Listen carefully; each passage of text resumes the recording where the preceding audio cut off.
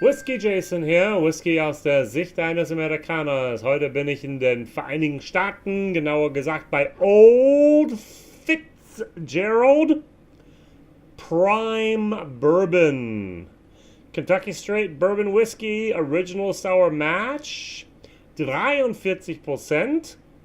Old Fitzgerald Distillery in Louisville, Jefferson County, Kentucky. Wenn man genau hier schaut, ein UK Tax Stamp, also Steuermarke. So, ich habe das tatsächlich durch eine Auktion gewonnen. Das ist auch online zu finden, tatsächlich mit Bild. Ich war selbst erstaunt darüber. Whisky Base 69403 ging zu Schluss weg für 115 Pfund. Ich glaube, ich habe nur 70 Euro dafür bezahlt, was für ein Bourbon ist, sehr, sehr stark. 68% Mais, 20% Wheat, also Weizen und 12% gemälzte Gerste. A Wheated Bourbon, yay! Geschichte. Seit 1870 gibt es den Old Fitzgerald. Das wurde hauptsächlich auf den Dampfer und auch der Eisenbahn denn dort tatsächlich hier verkauft. Und dann kam Pappy Van Winkle, hat die Marke für sich nach der Prohibition übernommen. Und dann hat er tatsächlich mit Stitzer-Willer damit produziert. Also alles, was Pappy hat, ist natürlich heiß begehrt, kostet Geld und ist nur teuer. Stitzel-Weller, eigentlich sollte ich das sagen können, haben sie dicht gemacht. Heute ist dann der, das ist zwar der falsche jetzt hier, aber Bullet ist dann da drin, Bullet Bourbon, und die haben neu alles gebaut. Da ist immer noch der Schornstein mit der Old Fitzgerald da, zumindest vor 2 Jahren, als ich dann da war. Und dann, nachdem Papi das aufgegeben hatte, hat 1990 tatsächlich Heaven Hill diese Marke gekauft. Heaven Hill ich glaube, ich übertreibe nicht damit. Ich glaube, die haben über 80 verschiedene Whisky-Marken, die sie einfach mal besitzen. Es kann auch 120 sein. Nicht alle davon produzieren sie, aber über die Jahre haben sie einfach eine Marke aufgekauft und sagt, oh, das wurde nur in Georgia gemacht oder nur in Kentucky oder nur in Tennessee oder nur in Ohio, und die haben es übernommen. Und wenn man da auf der Markt, wenn man hingeht und sieht, wie sie alles produzieren, welche Kisten da durchgehen, manchmal denkt man, die Marke habe ich auch noch nie gesehen. Also Heaven Hill ist unglaublich. Das wird in Bernheim, in der Destillerie dort in Louisville tatsächlich produziert. Nun, Heaven Hill steht in Konkurrenz mit sich selbst, mit Old Fitzgerald, weil die Bernheim auch Larceny produzieren. Larceny ist deren Wheated Bourbon für den Billigsektor. Dann hat man dann praktisch nach oben hin, keine Grenzen, sage ich mal. Und es gibt aber auch, und da muss man ein bisschen drauf achten, neuerweise eine Old Fitzgerald Bottled in Bond, meistens um die 11 Jahre alt. Und da ist eine alte, schöne, karaffeformige, 1950 gestylte Flasche, und die gehen häufig bei Aktionen weg für 300 plus Euro, ja. Also, wie ich sage, das habe ich hier für 60 Euro gekauft oder 69 herum. Man muss darauf achten, alles, was Old Fitzgerald ist, heißt für viele, viele Menschen, oh, Papi. Ein Papi-Ersatz, und das wollen viele Leute. So, womit kann man natürlich einen Wheated Whisky vergleichen? Wir sind hier bei 45%, der ist bei 43%.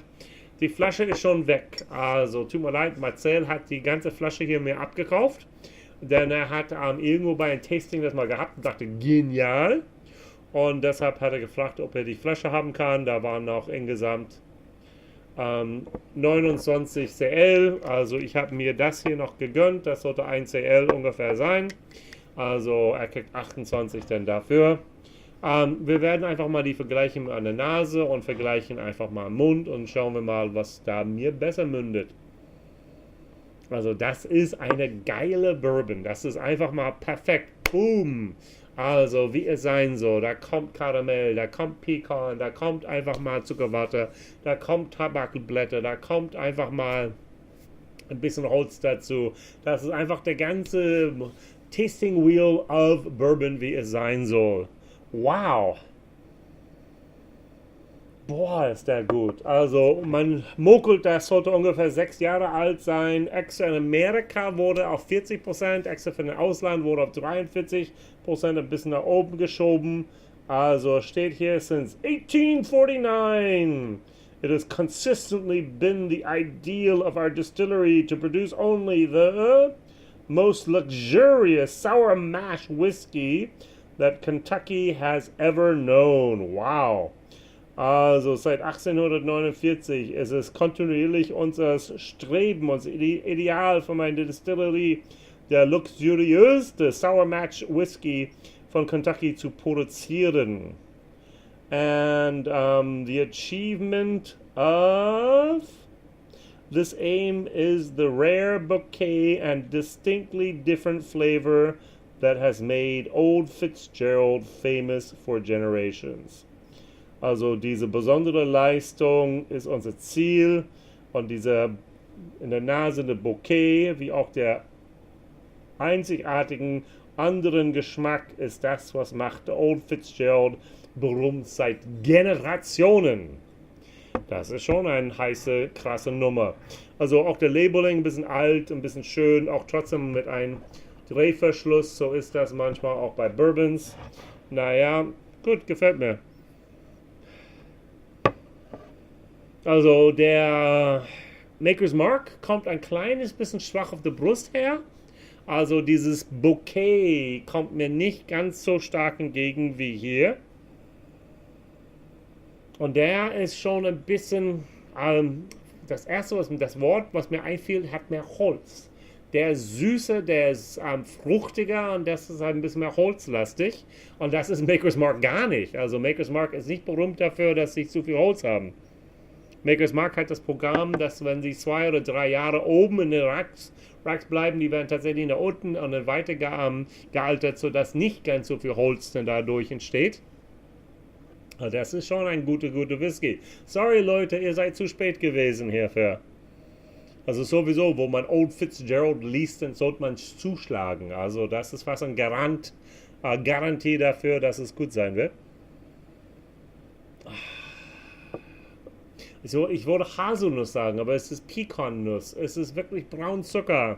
Also alles, was man sich unter eine richtig tolle Bourbon sich vorstellt, ohne zu viel Holz zu haben, ist hier einfach gegeben. Sehr gut.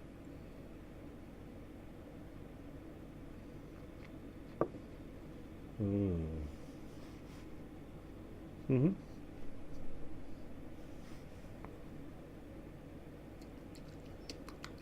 Wow. Oh ja. Ah. Wow, ich bin glücklich. Der ist gut. Marcel, du hast was Gutes dir gegönnt. Ja. Ich habe einfach zu viele Flaschen. Ganz kurz habe ich überlegt, will ich es doch behalten? Aber dann merkte ich, nein. Also ich habe nochmal durchgezählt. Ich habe alleine 100 Irish Whiskys Flaschen. Ich habe nochmal 100 hier, nochmal ungefähr 100 da. Plus nochmal da. Das sind über 300 Flaschen, die momentan hier in meinem Whiskyzimmer herumstehen. Also das muss weniger werden. Muss weniger werden. Muss weniger werden. Und deshalb bin ich dankbar, wenn hier einfach mal eine Flasche auch weggeht. Mit dem ich ein Video gemacht habe, mit dem ich ein paar Leute glücklich gemacht habe, mit dem ich eine Zeit lang hier tatsächlich diese Vergnügung hatte, damit zusammen zu sein. Aber irgendwann ist dann AD. Die meisten Menschen, mit denen ich meine Whisky-Verkostung mache, sagen, I get Bourbon. Nein, danke. Eines Tages, vielleicht wenn ich unten im Ruhrgebiet bin, also im Herbst, hoffentlich ab dem Herbst 2019, werde ich mal ein paar Bourbon-Verkostungen mit anbieten können. Ja, der hat der typische Maker's Mark Moment. Also, da fehlt was, da fehlt der Roggen da drin. Ja? Und das ist interessant, dass dieses Heaven Hill Produkt ohne Roggen so schön ist.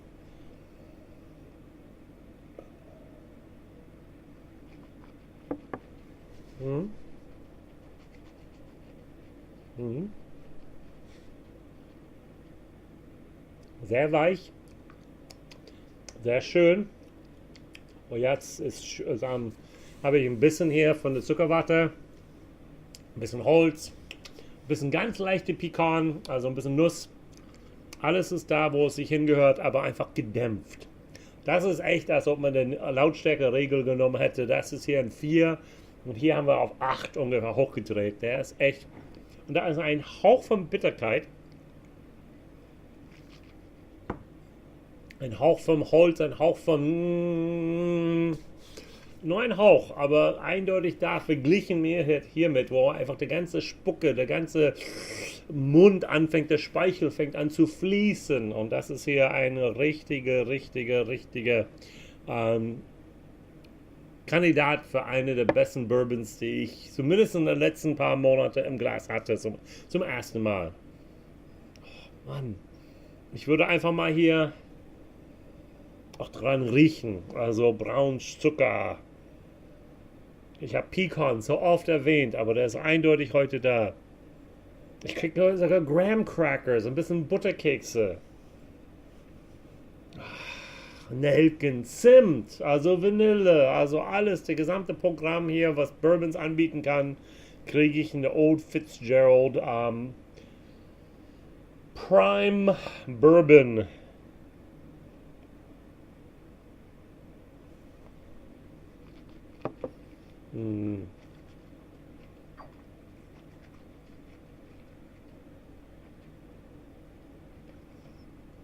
Eigentlich braucht man kein Wasser da rein zu tun bei 43%. Das ist echt perfekt. Also könnte sogar 46% sein. Ganz schwach war ein bisschen ein Holzmoment, wo ich gesagt habe, oh, muss das sein? Aber ganz schnell wieder weg, alles gut. Da kommt diese Braunzucker, da kommt der Nuss, da kommt dann ein bisschen Tabak, ein bisschen Zimt, ein bisschen Nelken. Also richtig gut. Auch mit dem Wasser hat sich erst noch intensiver in der Nase sich da entfalten können. Oh, alleine dadurch kam mehr Zimt und Nelken, einfach mal Aromen dadurch. Das hat sich gelohnt, ein paar Tropfen Wasser reinzutun.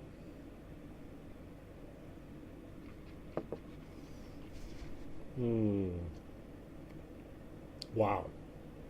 Also mein Kopf ist zur Seite geneigt. Ich bin einfach mal zufrieden. Also, ach Mann. Kann ich das Ding wirklich ein 1 minus geben? Das ist die Frage des Tages.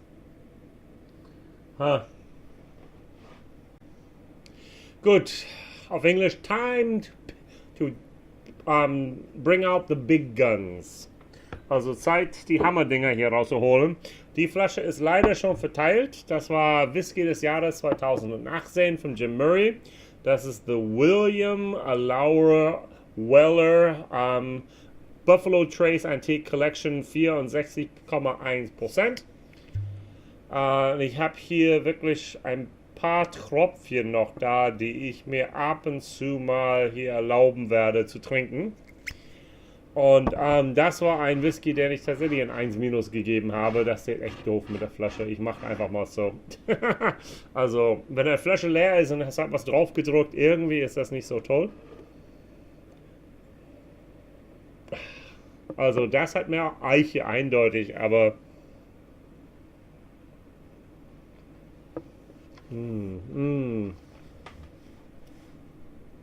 okay, ja. Ich weiß noch mal, was ein 1 ist, ja? Aber der ist beinahe. Der kriegt von mir trotzdem ein 1 minus minus. Also, Old Fitzgerald Prime Bourbon, 43%. Bei 46 oder mehr hätte er eindeutig ein 1 minus gehabt. Das ist natürlich, oh wow, das wird lange bei mir bleiben. Das ist so schön. Aber das ist natürlich bei seine 70, 60 Euro gegenüber seine 400, 500 Euro das Problem hier, Secondary Prices. Also ich freue mich hier sitzen zu können und einfach mal solche tolle Bourbons probieren zu können. Ich glaube, Tomek sagte es vom Whisky Gold, das Leben ist zu kurz für schlechte Whisky. Und leider habe ich dieses Problem, dass ich immer wieder schlechte Whiskys mal hier verkostet habe. Und wenn ich was Tolles probiere, denke ich,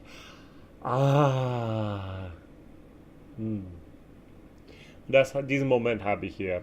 Sowohl mit der Old Fitzgerald wie auch mit dem William Lauer Weller. So, meine Frage des Tages ist, welche Bourbon gefällt dir am allerbesten?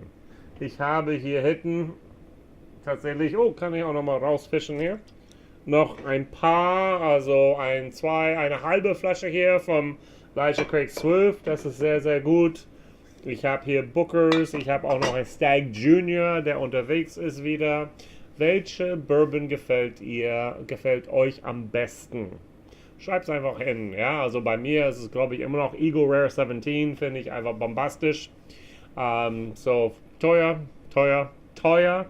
aber welche ist euer Lieblings? Bitte liken, bitte abonnieren, bitte auf meine Sample-Liste schauen und bitte dann da auf Amazon was anderes kaufen, das gibt es sowieso nicht.